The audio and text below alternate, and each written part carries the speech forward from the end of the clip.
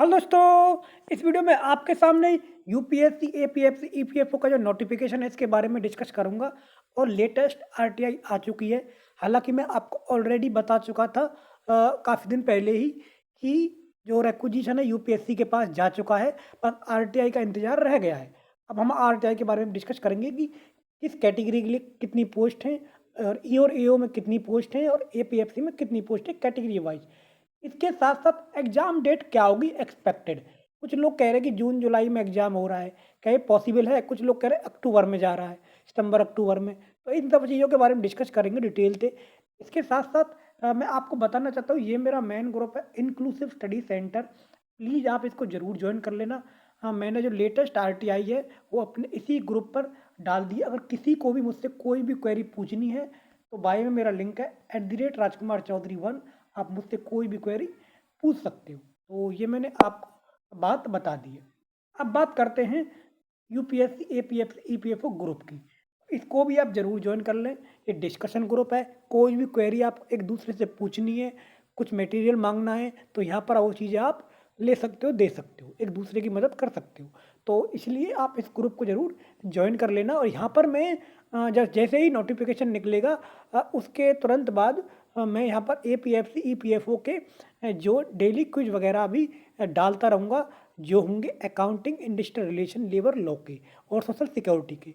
इनकी जो कंपाइलेशन है वो मैं आपको इसी यूट्यूब चैनल पर फ्री में प्रोवाइड कराऊँगा, उसकी डिटेल एक्सप्लेनेशन होगी। लेकिन क्विज फॉर्म में इस ग्रुप में आपको डाल दी जाएँगी वो ताकि आपकी वो प्रैक्टिस होती रहे। तो इसलिए आपसे स्पेशल रिक्वेस्ट है कि यूट्यूब चैनल को भी जॉइन कर लें और टेलीग्राम ग्रुप को भी जॉइन कर लें। तो ये मैंने आपको सारी बातें बता दी। अब बात करते हैं लेटेस्ट आरटीआई की। तो लेटेस्ट आरटीआई ये है, आप इसको यहाँ देख सकते हो। तो ये मैंने आपको बता दिया है। अब यहाँ देख लेना इसमें कि सबसे पहले इसमें दे रखा है एपीएफसी के बारे में। कुछ लोग कह रहे थे कि 100 प्लस पोस्ट है। ऐसा बिल्कुल नहीं है, मैंने आपको ऑलरेडी बता दिया था 74 पोस्ट है, 100 प्लस पोस्ट नहीं है। कुछ लोग ये कह रहे हैं कि क्या सर रिक्विजिशन जाने के बाद पोस्ट बढ़ सकती है कि नहीं बढ़ सकती? इसके बारे में डिस्कशन करेंगे। तो आप एक कैटेगरी वाइज़ देख सकते हैं, इस कैटेगरी में कितनी पोस्ट आपकी दे रखी है और ये मैंने आपको बता दी। अब बात करते हैं आपकी जो ईपीएफओ का फॉर्म निकलता है ना, ई और एओ वाला, उसमें जो टोटल नंबर ऑफ वैकेंसी है वो 156 है। अब बहुत सारे लोग कहेंगे कि पिछली बार तो काफ़ी अच्छी वैकेंसी थी, 400 के आसपास का वैकेंसी थी। देखो, ये कई बार ऐसा ऊपर-नीचे देखने को मिलता है। लेकिन एक बात आप याद रख लेना, सिलेक्शन आपको सिंगल पोस्ट के लिए चाहिए, ना कोई ज़्यादा पोस्ट के लिए चाहिए। आपको अगर अच्छे से मेहनत कर ली ना, तो एक पोस्ट पर भी आपका सिलेक्शन हो जाएगा और अगर आपने मेहनत नहीं की है, तो एक कितनी भी सारी पोस्ट आ जाए, तो भी सिलेक्शन नहीं होगा। जैसे कि मैं आपको एक एग्ज़ाम्पल देता हूँ। एक बंदा था एसएससी सीजीएल में, जब वो 40,000 के आसपास का पोस्ट आई थी, तो उस समय उसका सिलेक्शन नहीं हुआ था और जब उसके अगली साल 8,000 के आसपास का वैकेंसी आई थी, तो उसने टॉप 10 में जगह बनाई थी। तो ये आप याद रख लेना, आपकी मेहनत और आपकी डेडिकेशन ही डिपेंड करती है कि आपका सिलेक्शन होगा कि नहीं होगा। और जहाँ तक गाइस बात है एपीएफसी की, एपीएफसी आपकी 5400 ग्रेड पे की पोस्ट है, ए क्लास लेवल की पोस्ट है। एज लिमिट जो होती है इसमें 21 से 35 होती है, ये जनरल कैटेगरी के लिए है। और ई और एओ जो है, कुछ लोग कह रहे हैं सर क्या दोनों भर सकते हैं क्या, एक ही भर सकते हैं? तो मैं एक बात कहना चाह रहा हूँ कि जिनकी एज लिमिट 30 से कम है, वो दोनों को भर सकते हो। क्योंकि ई और एओ में जो एपीएफसी वाला है, उसमें 21 से 30 होती है और एपीएफसी में 30 से वो क्या 21 से 35 होती है जनरल कैटेगरी के लिए। तो ये मैंने आपको एज लिमिट वगैरह बता दिया है, आप कैटेगरी वाइज़ देख सकते हैं, किस कैटेगरी में कितनी पोस्ट दे रखी है। तो ये मैंने आपको पोस्टों के बारे में भी बता दिया है। अब बात करते हैं सबसे पहले नोटिफ़िकेशन कब तक आ रहा है? देखो, नोटिफ़िकेशन आने से पहले हमको पिछली साल के बारे में देखना पड़ेगा कि पिछली साल क्या हुआ था। मतलब पिछली साल का मतलब पिछली बार कब नोटिफ़िकेशन आया था। तो जो नोटिफ़िकेशन था, जो रिक्विजिशन जो गया था एपीएफसी का पिछली बार, तो इस बार तो दोनों का साथ में चला गया है। पहली बात तो क्लियर ये है। पिछली बार ऐसा नहीं हुआ था। पहले लगभग 11 नवंबर के आसपास का जो पिछली बार वैकेंसी हुई थी, एपीएफसी का जो रिक्विजिशन गया था और दिसंबर एंड में गया था ई और एओ का। और फरवरी के आसपास का आपको नोटिफ़िकेशन देखने को मिला था। ये मैंने आपको बात बता दी, यानी कि आपको दिसंबर एंड और फरवरी। तो आपको एक कुल मिला के बात ये है कि दोनों के बीच में 1.5-2 महीने का 2 महीने का गैप आप मान सकते हो। तो ये आपको बात पता चल गई है।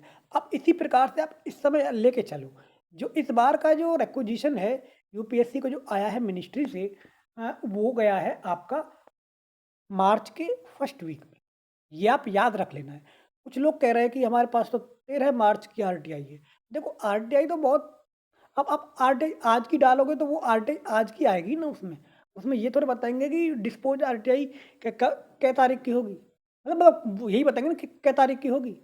तो इसलिए आपको जो हमें इन्फॉर्मेशन मिली है मिनिस्ट्री से, मिनिस्ट्री ने जो आपका रिक्विजिशन है वो मार्च के फर्स्ट वीक में यूपीएससी को भेज दिया है, और यूपीएससी में उसके रिगार्डिंग जो है चीज़ों के बारे में जाँच पड़ताल चल रही है, क्योंकि पिछली बार उसमें एरर वगैरह हो गए थे एपीएफसी की पोस्ट में। तो ये बात थी। अब कुछ लोग कह रहे थे ना पहले कि इसमें एज लिमिट कम होगी, कुछ इस तरह से चीज़ें हैं, यूपीएससी ने इसीलिए उसको भेज दिया है। इस तरह की बातें कुछ लोग कर रहे थे। देखो यूपीएससी एक एग्ज़ाम कंडक्ट कराने वाली बॉडी है। उसके हाथ में ये चीज़ है ही नहीं कि वो सिलेबस बनाए, और वो क्या कहते हैं एग्ज़ाम के प्रोसीजर चीज़ें बनाए। ये सब चीज़ें होती हैं गवर्नमेंट के हाथ में। जो लोग इन सब चीज़ों को जानते हैं ना उनको पता होता है इस चीज़ों के बारे में। यूपीएससी का काम सिर्फ इतना होता है, उसके पास रिक्विजिशन आ जाता है और ये यूपीएससी उसको नोटिफ़िकेशन निकाल देता है, पेपर कंडक्ट करा देता है, और फिर उसको चीज़ों को जो है मिनिस्ट्री ऑफ पर्सनल में भेज देता है, कार्मिक विभाग में, जहाँ पर चीज़ें वो लोग अपने आप तरीके से मैनेज करते हैं। तो ये मैंने आपको बात बता दी किस तरीके से वैकेंसी का प्रोसीजर वगैरह होता है कंप्लीट करने का। तो ये चीज़ें हो गई हैं। अब बात करते हैं नोटिफ़िकेशन के बारे में। मैंने आपको बता दिया है कि नोटिफ़िकेशन आपका जो है मार्च से, आप मार्च फर्स्ट वीक से आप लगा लो 2 महीने, तो कम से कम आप ये एक्सपेक्ट कर सकते हो अप्रैल एंड या मई के स्टार्ट, मई मई में आपका नोटिफ़िकेशन देखने को मिलेगा। हो सकता है स्टार्टिंग में आ जाए, फर्स्ट वीक में आ जाए, सेकंड वीक में आ जाए।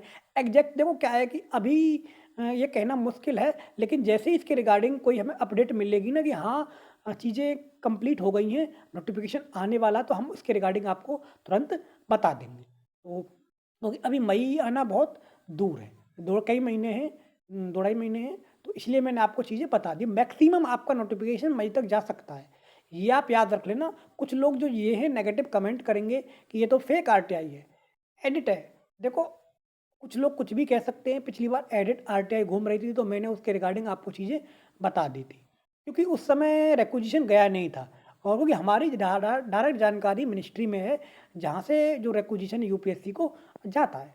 तो ये चीज़ें मैंने आपको बता दी। कुछ लोग जो कुछ भी कह सकते हैं, देखो मैं किसी के बारे में कुछ भी नहीं कह सकता हूँ। अभी भी मुझसे कहेंगे कि आप सबूत बताओ। भाई सबूत हर चीज़ का नहीं दिया जाता। मैं कुछ और कहने लगूँगा फिर आप कुछ गलत मान जाओगे किसी बात का। तो सारी चीज़ें मैंने आपको बता दी। अब बात करते हैं एग्ज़ाम डेट की। एग्ज़ाम जो है आपका ना तो जून में हो रहा है और ना जुलाई में हो रहा है। ये आप अपने दिल और दिमाग में इस बात को रख लेना। जून जुलाई में आपका एग्ज़ाम नहीं हो रहा है किसी भी कीमत पर। और एक बात और याद रख लेना कि इसका जो यूपीएससी, एपीएफसी, ईपीएफओ का जो लिंक है ये आपको डिस्क्रिप्शन में आपको मिल जाएगा। ये भी मैं आपको बता रहा हूँ। और दूसरी बात क्या है कि इसका जो एग्ज़ाम जो है वो सितंबर और अक्टूबर में ही पॉसिबल लग रहा है अभी की तारीख में। जैसे इसके रिगार्डिंग हमको कोई ऑथेंटिक अपडेट मिलेगी तो वो मैं आपको तुरंत शेयर कर दूँगा, जिस तरीके से मैंने आपको रिक्विजिशन के बारे में बता दिया था। तो ये मैंने आपको सारी बातें बता दी अच्छे से। यही मेरे पास फ़िलहाल अपडेट है। कुछ मुझे इसके रिगार्डिंग नोटिफ़िकेशन के रिगार्डिंग अपडेट मिलेगी कि हाँ नोटिफ़िकेशन बनना स्टार्ट हो गया है। उसमें क्या कहते हैं वो चीज़ें जो एरर वगैरह है वो कंप्लीट चीज़ें प्रोसेस हो चुकी हैं, तो तुरंत आपको एक-एक बात बताई जाएगी।